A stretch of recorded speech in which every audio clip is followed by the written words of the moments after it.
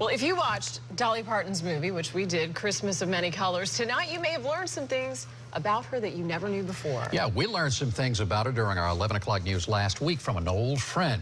Singer-songwriter Mervin Shiner retired and moved to Tampa years ago. He's going to turn 96 in a few months, and he wanted to get in touch with Dolly one last time. And as it turns out, Dolly wanted the same thing.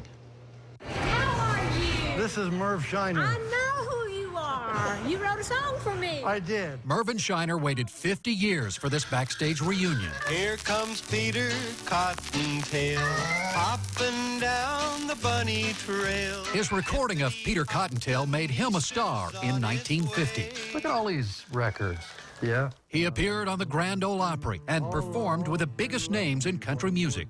So I walked into the studio this day, and here was this girl. They introduced me to Dolly Parton. He met Dolly when she was 20 years old, and she recorded one of his songs. We had all of the good things going, baby. He became a lifelong fan. When Mervin, now 95, heard Dolly was appearing in concert, he bought tickets and began to dream. And I sure would like to see her. It would be nice. Just to say hello to her. When I passed along that humble request to Dolly, she sent Mervin a signed picture and an invitation. Get over here. Let's take a picture. Okay. Yeah, I love the song that I Me too. recorded of yours. He was the first person she greeted at her Tampa concert. And you're still a young man. I remember that song you wrote as We Had All the Good Things Going, Baby. Yeah. That was one of my favorite songs I ever Great had song. a chance And to I sing. sang with you, put it off until tomorrow. You hurt me enough today. Yeah, my uncle and I wrote that one. I know Bill Owens. Yeah, I Your just Uncle saw Bill. my Uncle Bill. The stroll down memory lane was brief, but better than Mervin imagined. What about that? That was incredible. What was that? And you can't put it the words because everything we talked about, we were familiar with.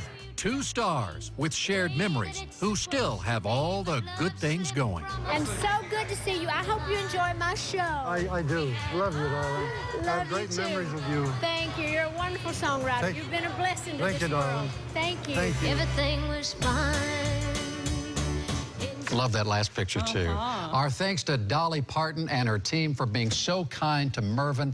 Dolly couldn't have been more gracious in the process. Thanks also to Amelie Arena for letting us in. Everyone going out of their way, really, to make this reunion extra special for Mervin. So incredible. I mean, obviously, Dolly is a huge talent. Oh, yeah. But Mervin is a talent in his own right. And, I mean, you could tell they just share a ton of history together. They connect. And when it comes to country music, I mean, Mervin is like a walking encyclopedia for country music. He knows everything dating back to the early 40s when he started singing country music with Decca Records. He signed with them, and he had a great career, but there will never be anyone like Dolly Parton. Again, the real, is she as nice in person, kind of better? Yeah, better she than you seemed expect. it. Yeah. She seems I grew up in so- Nashville. I went to shows and watched Dolly Parton back in the day, and she's remarkable. As we saw in her movie tonight, the Rockefeller tree lighting today. So Well, and he, too. I mean, he's something else. if only we can be like that at 95, almost 96 Let me years tell you old, right now, Mervin's doing pretty good. And hey, you can see this story and our previous story about Mervin one more time if you'd like. Share it from our Facebook page, WFLA Keith. We're also posting it on the homepage of WFLA.com.